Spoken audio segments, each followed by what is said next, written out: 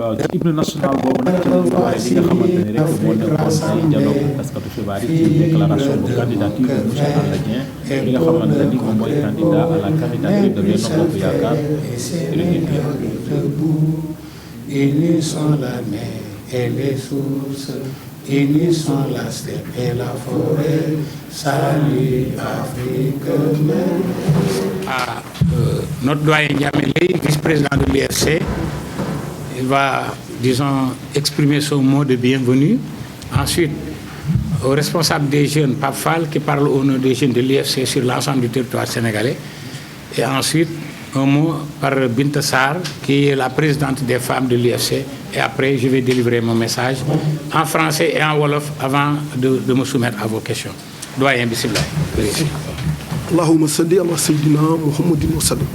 Président, là, je vous remercie de m'avoir permis de m'exprimer au nom de l'UFC. Nous voulons souhaiter yéen ñëpp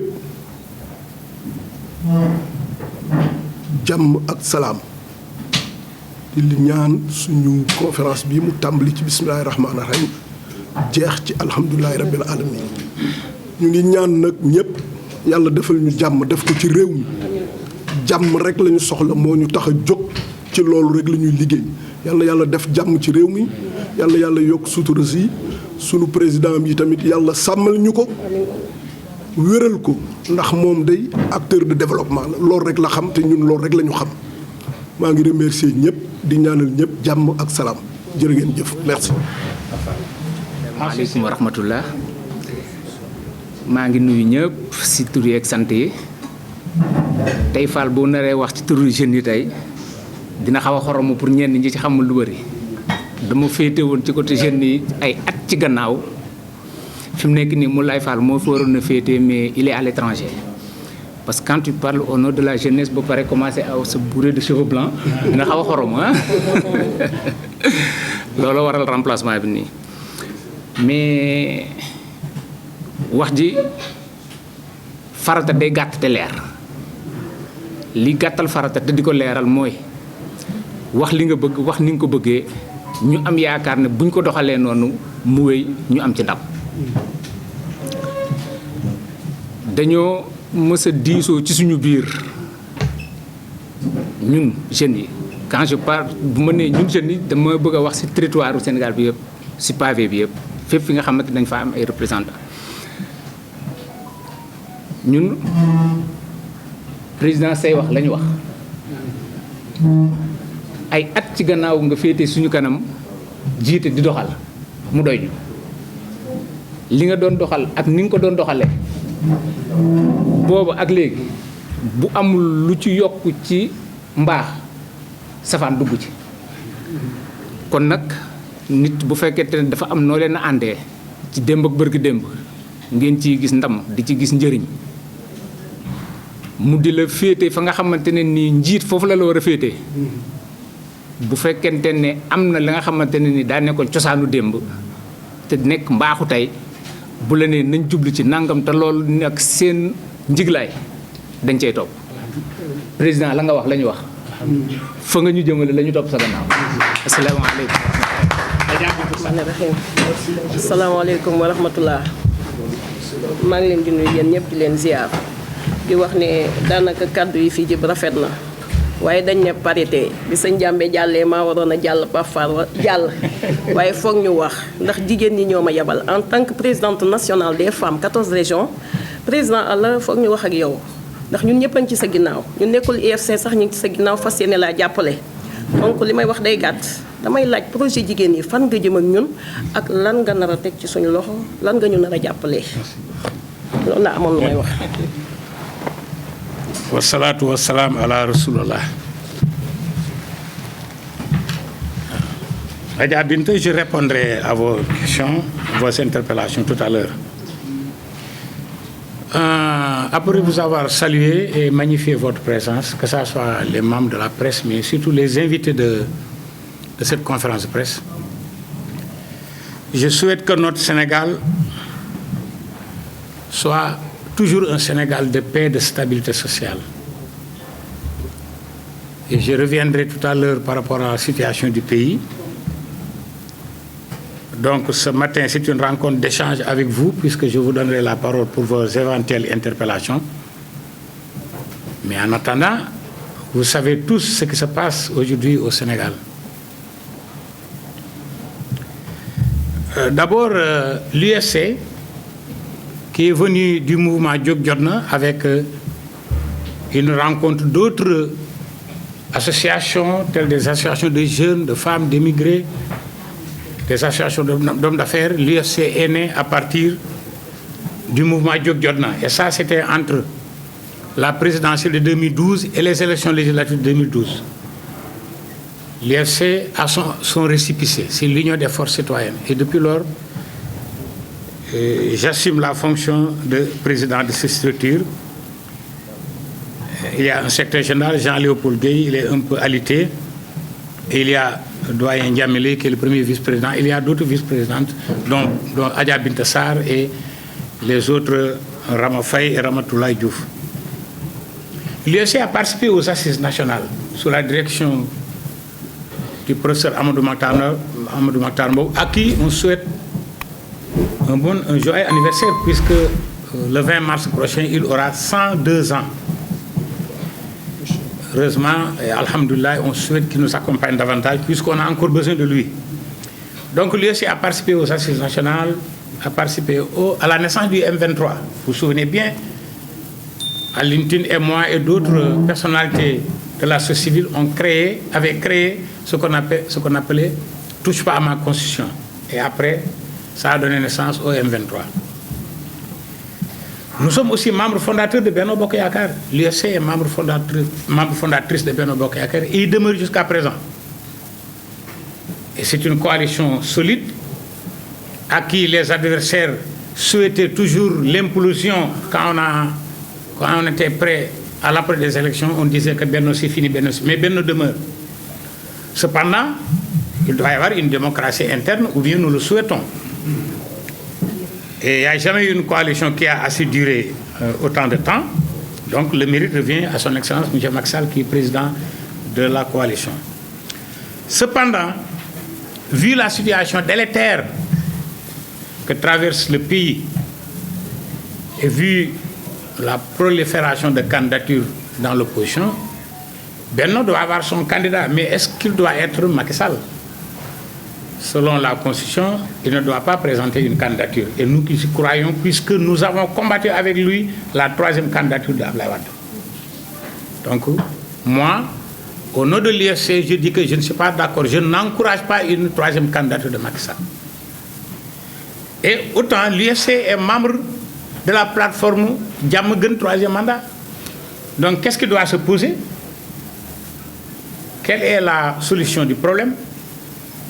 Après avoir écouté le vice-président Ndiamele qui a parlé au nom des cadres, au nom des autres membres de l'UFC, après avoir entendu les femmes représentées par Adja Bintassar, après avoir entendu les jeunes représentés par Pape Fall au niveau national, je déclare ma candidature à la candidature de Benno Bokk Yakaar pour la présidentielle de 2024.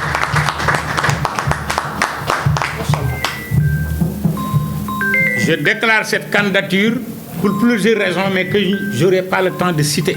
Cependant, je suis prêt à remplir la mission. C'est quoi? C'est être au service du Sénégal. Heureusement, je sens en moi quelqu'un qui a été toujours au service des populations. Je sens en moi quelqu'un qui a été toujours au service du secteur privé sénégalais. Je sens en moi quelqu'un qui a toujours été au service des femmes et demandé les femmes qui me rendaient visite à Banjul. J'y ai resté 5 ans.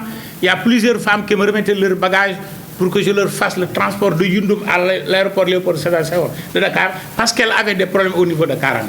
Plusieurs années, de 1989 à 1994, après la dévaluation du franc CFA. Je suis revenu de Banjul pour m'installer à Tilène. Et c'est de là où j'ai adhéré à l'UNACOIS du temps du président Dambiaye. Être président de la République, c'est quoi? C'est d'abord être un Sénégalais, un patriote, quelqu'un qui a peut-être l'intelligence de sortir le Sénégal, en tout cas de sortir un pays là où il se trouve, pour l'accompagner à aller de l'avant. Je suis prêt à accompagner l'émergence du Sénégal prônée par le président Macky Sall. D'autant plus qu'il y a des perspectives d'exploitation d'autres richesses, le pétrole, le gaz. Ça doit servir d'abord les populations, avant de servir même les intérêts étrangers. Et je demanderai au président Macky Sall, comme je l'ai soutenu pendant 12 ans, je lui parle et je parle aux autres leaders de Benno Bokk Yakaar qu'ils soutiennent ma candidature. Ma campagne commence au sein de Benno, au sein des leaders de Benno. Et je leur dis ceci. Macky Sall ne doit pas présenter sa candidature. Et il faut une candidature de Benno. Si les leaders de Benno et en tête le président Macky Sall m'accompagne pour être le prochain président de la République du Sénégal, je nommerai Macky Sall Premier ministre puisque c'est un grand travailleur. Macky Sall est un travailleur et personne ne l'attaque sur son bilan. Cependant, chaque pouvoir a un terme et il y a lieu de rappeler la façon, le système, on parle de Medvedev en Russie, où le Premier ministre même peut devenir président de la République quelques années après. Donc, l'investiture aura lieu au mois de mars prochain pour la candidature du candidat de Benno Bokk Yakaar que je suis, Alla Dieng, président de l'UFC. On ne connaît pas encore le lieu où ça va se faire. Je n'entrerai pas dans les détails. Cependant, pour la stabilité du pays, pour la paix, je fais appel à toutes les forces vives de la nation, qu'ils soient dans l'opposition, dans le pouvoir, dans la société civile, au niveau du secteur privé, au niveau des syndicats, au niveau des commerçants. Je commencerai par les marchands ambulants. Tous les acteurs de l'économie informelle, je leur demande de former une grande cohésion autour de ma personne pour que je sois élu président de la République du Sénégal le 25 février 2024, Inch'Allah, s'il plaît au grand Dieu. Ça peut être un gage de stabilité puisqu'on dirait que le pays va à la dérive, vu les discours de violence, vu les discours nauséabonds, les discours au bas de la ceinture, vu les discours qui appellent à la violence et qui vont à l'encontre de la stabilité du pays et de la paix du pays. Les chefs religieux sont attaqués de toutes parts. Ce n'est pas du tout sérieux puisque le Sénégal est un pays laïque et tous les responsables religieux, tous les responsables traditionnels ont leur pouvoir qu'il faut respecter. Et c'est eux qui constituent le socle de la stabilité du pays depuis nos indépendances. En conclusion, je vais répondre à Adja Binta Sarr pour ce qui concerne quel est mon programme pour les femmes et pour les jeunes. Certainement, ce programme sera décliné lors de la prochaine campagne électorale, mais je peux en parler un bout. Vous savez, la problématique des activités des femmes, c'est l'accès au financement. Alors, l'UFC a concrétisé un programme qui va démarrer à Touba au mois de Ramadan prochain. C'est quoi? C'est la mise en place d'un réseau de mutuelles qu'on appelle Ab Dello. Ab Liggéey Dello. Donc, emprunter, travailler et rembourser. C'est un système de mutuelle où il n'y aura pas d'intérêt. Et ce n'est pas de l'argent qui va venir ailleurs, mais l'argent va venir même des femmes elles-mêmes, et c'est elles-mêmes qui vont s'organiser pour diriger les mutuelles. C'est quoi? Les femmes ont une capacité de mobilisation de l'épargne. Et 100 femmes réunies, chacun achète un livret d'épargne à 10 000 francs. Ça fait déjà 1 million, mais on ne touche pas à ce million-là. Les premières dépenses, l'UFC va prendre ça en charge. Pour installer la mutuelle, l'équiper d'ordinateurs, comme ça doit se faire comme les agents de banque. Tu achètes un livret d'épargne à 10 000 francs, tu commences à épargner comme tu peux prendre quand tu veux puisque c'est ton argent. Mais le jour où tu auras besoin d'un crédit, il faudra déjà 60 jours d'épargne. Ensuite, s'il y a besoin d'1 million, il faut avoir au moins 200 000, c'est-à-dire le 5e en caisse. Il n'y aura pas d'intérêt. Si on te prête 1 million, tu vas rembourser 1 million en 10 mois. Par contre, le dossier de demande de crédit, on va l'acheter, il faut l'acheter. Ça va remplacer le crédit, le taux d'intérêt que tu allais mettre dessus. Parce que le taux d'intérêt, c'est même pas reconnu par l'islam. Mieux, chaque mutuelle porte là le nom du chef religieux de la localité. Si ça commence à Touba, ce sera Seigne Modou Fadiama Niang, qui va, la mutuelle de Abdello va porter le nom, la première mutuelle de Abdello. Et là, je crois que c'est différent du système qui consiste à inciter les chefs religieux à jeter de l'opprobre sur eux en les traitant de n'importe quoi. Nous allons vers l'autre sens. Nous allons continuer à magnifier chaque chef religieux, qu'il soit catholique ou musulman, là où il se trouve, puisque nous leur devons respect. Donc voilà, ça va faciliter l'accès au crédit pour les femmes, ça va faciliter l'accès au crédit pour les jeunes, et c'est de l'argent que les femmes qui ont épargné vont gérer elles-mêmes. L'UFC va assurer l'encadrement avec des experts pour les accompagner. Parce que si on finance une femme, on finance la société. Une femme dans un ménage, c'est d'abord l'épouse, la mère, la badienne. La femme, elle est tout. C'est le socle de la société. Et maintenant, ce sont les hommes qui installent les ménages, mais ce sont les femmes qui gèrent les ménages. Donc, je tënk ko ci olof ak balu leen ak maa ngi yëgal ne réew mi ngi toll situation bu metti te tey dañoo daje ngir waxtaan échanger mooy réew mi daf ñu soxal parce que amuñu lenn lu Sénégal te mënuñoo génn réew mi waaye bëgg nañoo toog defar ko comme mënuñoo changer réew dañoo bëgg a changer réew mi mooy li fi amagun ci ak yi ñu conserver ko waaye ñu indi leen lu bees coow li bëri na waaye solution aussi am na parce que solution mooy ñuy waxtaan déggoo weccante ay xalaat ba déggoo ci mbir te lenn lañ bokk mënuñu ko séddoo muy drapeau national muy Sénégal muy suñu hymne national muy réew mi kenn mënu cee jël aw morso fanaan sa kër du am njariñ fekk indiwaatoo ko ñeneen indi ba morso ba Sénégal nekk li mu war a doon su dul loolu mënuñu xaaj yoo pàcc réew mi ku ne jël awolof dem kon lépp lu koy defar dañ ci war a jublu waxtaan ci te jamono jii discours yi ñaaw na ci violence ci wax ñàkk teggin ci kenn respecte sa morom te loolu gënul parce que politique la waaye nañ def politique boo xam ne dafa jariñ nit ñi nañ def politique boo xam ne day tax nit ñi nelaw guddi waaye loo xam ne ni aw ay la rek ku wax loo génne muy sawara ñi opposition bi wàllu woowu parti au pouvoir wàllu woowu société civile sax leen daanaka fekk nañ leen ci te ñoom ñoo war a ne ci digg bi ngir jàmm am léegi UFC mi ngi jógee ci jóg jot na UFC mi ngi judd diggante présidentielle 2012 ak législative 2012 su ngeen fàttali ko dañu ko décalé woon boobaak léegi nag ma jiite ko bokk nañ ci assise nationale liggéey ci liggéey bañ ci war a liggéey maa ngi profité di ñaanal président Amadou Makhtar Mbow 20 mars bi ñu jëm ci lay am téeméeri at ak ñaar te yàlla may na ko am xelam ba léegi yàlla na yokk encore parce que Sénégal da ko soxla tiers monde soxla ko alors li ñu war a def ci assise yi def nañ ko ci M23 aussi man ak Alioune Tine bokk nañ ci ñi ko créé ak yeneen juróom-ñetti nit ndax M23 balaa mu judd touche pas à ma constitution moo judd moo ko jiitu boobaak léegi itam liggéey nañ ci liggéey bi ñu ci war a liggéey ci turu UFC ba tey ji bokk naa ci jàmm gën 3e mandat parce que Macky Sall warul présenter candidature am Macky Sall warul présenter candidature am waaye nag benn il faut mu am candidat mais est-ce que Macky Sall la léegi nag bi ma dégloo doyen Ndiamé Lay vice-président UFC mu représenté cadre UFC yëpp ma déglu Pape Fall mu représenté jeune UFC yëpp sur tout le territoire national ma déglu Adja Binta Sall mu représenté jigéenu UFC yëpp sur tout le territoire national 14 régions yi déclaré naa sama candidature à la candidature de Benno Bokk Yaakaar pour 2024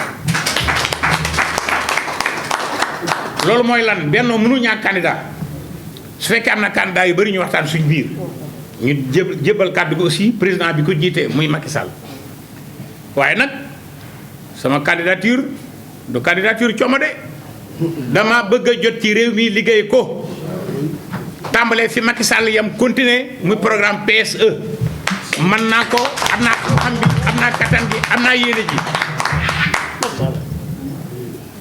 léegi nag waxuma ak membre yi parti yi Benno mais leader yi parti yi Benno laay waxal commencé ci Macky Sall muy président bi yeneen leader yëpp maa ngi leen wax ne ànd leen ak man ngeen fekk si ma jàppale ma nekk candidat wu Benno pour 2024 dañuy kën programme bi te mieux su ci président Macky Sall jàppee dama koy nommer premier ministre parce que liggéeykat la. léegi nag réew mi yàlla may na ko koom-koom surtout jamono yi ñuy yaakaar pétrole ak gaz loolu laaj na leen moyen mën naa génn pour développer Sénégal fi PSE toll fi ma koy fekk foofu laa koy eggale accompagné par les leaders de Benno ñu dem ba ca kanam te nag su fekkente ne Macky wëlbatikul jàppale ma ah na moytu réew mi dugg ci loxo yi ñoo xam ne du ko neex de loolu nag laa koy bañal kon moom warul présenter troisième candidature ndax constitution bi da ko koy tere léegi nag gestu dana ma gis ci wetam ndax bokk naa ci ñu ko fal te boobaak léegi fu ma saan gestu gis ma de jàpp naa ko ci wet gu ne moom xam na ci dara. alors candidat Alla Dieng danañ def investiture bi ci mois de mars barab bañ ko defa xamaguma ko ndax léeg-léeg nga jot ci place day jafe fi mu toll nii waaye bu ñu ci egg dinañ ko yëgal ñëpp xam ko bu weesoo nag la muy œuvre mooy ngir stabilité réew mi opposition bi coow li pouvoir bi coow li surtout dem nañ bay attaquer chef religieux yi loolu xaju fii parce que ñoom ñooy sookulu développement réew mi ñooy sookulu stabilité réew mi muy catholique yi muy musulman yi muy ñi nga xam ne sax ñu ngi ci croyance traditionnelle te stabilité réew mi amul njëg moo tax kon force vive yu réew mi syndicat yi opposition bi am na ñoo xam xamuñu fu ñu jëm nee naa leen na ñëw ci man jàppale sama candidature parti au pouvoir leaderu Benno yëpp na ñëw jàppale ma waaye ñi nekk société civile ak mouvement citoyen organisation de masse ak surtout jigéen ñi na ñëw jàppale sama candidature ngir ma jot ci réew mi 2024. ma jeexal ci laaj bi ma Adja Binta Sarr laaj sànq mu jëm ci jigéen ñi benn jigéen boo ko jàppalee jàppale nga njaboot gi yëpp ndax jigéen soxna la yaay la mag la bàjjanu gox la góor ñi ñooy samp kër yi waaye jigéen ñi ñoo yore kër yi léegi nag jigéen ñëpp kenn toogatul nelaw kenn tëddatul ñëpp ngi liggéey waaye dañu leen war a jàppale nag liggéey boobu yomb ñu war a am accès ci financement man néew ma damay jëli financement feneen ñëw di leen jox déedéet financement bi ñoom mën nañ ko assurer seen bopp bu ñu organiser loolu laa leen fekk si nag téeméeri jigéen ñu daje benn barab na ko nag joxe 10 000 muy livret d'épargne bi xam nga 1 million la 1 million bi bu dajee man du ma ko laal dama leen jox ñu téye ko ñoom dañu am conseil d'administration mais dama naan UFC mooy jël première dépense yi fekk si leen ci mutuelle bi installé leen ko équipé ko ordinateur ak ni mu war a mel enseigne lumineux sax dañu leen koy installé léegi nag boo ubbee livret d'épargne yi di fa dugal di jël di fa dugal di jël ndax yaa ko moom mais bala ngay leb dana am 60 jours mu ñaari weer boo soxlaa 1 million na nga fa am 200 000 muy 1/5 boo soxlaa 1 million def nga fa ñaari weer épargne ñu lebal la 1 million mooy booy rembourser 1 million ngay fay doo ci teg intérêt par contre dossier bi da nga koy jënd dossier demande de crédit da nga koy jënd mais 1 million bi ñu la lebal moom ngay delloo si waat ndax intérêt sax l'islam da ko ŋàññi moom la ñuy tuddee mutuelle bi ñuy njëkk a tàmbalee ñu ngi ko tuddee sëñ Modou Fadiama Niang ca Touba Kër Niang Touba Kër Niang sëriñ Modou Fadiama Niang moom la ñu koy tuddee incha allah danañ ko inauguré ci koor gi bu pare nag ku pare yëglewu directeur général bi ngi tudd Mamadou Ndiaye moom mooy assuré loolu man damay assuré présidence bi rek loolu dina tax nga mën a jot sa accès au crédit ndax boo lebee 1 million remboursé ko boo léegi boo lebee 2 millions ñu lebal la boo léegi boo lebee 5 millions ñu lebal la ndax dinañ xam et puis jigéen ñi dajaloo nekk sans jigéen wóoroon nañ seen biir ndax ku ci soxla da nga leb sa morom xaaju guddi kenn du yëg yow tam nga fay ko te bala ñu la lebal da nga am benn parrain ci conseil d'administration bu la accompagner boo fayul ñu soññ ko ne ko ah neel diw mu fay loolu jigéen ñi dañ koy rus dañu rus a bañ a fay bañ leen soññ parce que ay liggéeykat lañ kon loolu Adja Binta loolu laa ne danaa ko tontu ci jigéen ñi pare naa pour accompagner leen parce que jigéen ñooy xaaju Sénégal lu topp jigéen ñi lañ kon ñoo ñooy réew mi kon pare naa pour déglu répondre seen question wasalaamualeykum wa rahmatullahi taala wa barakatu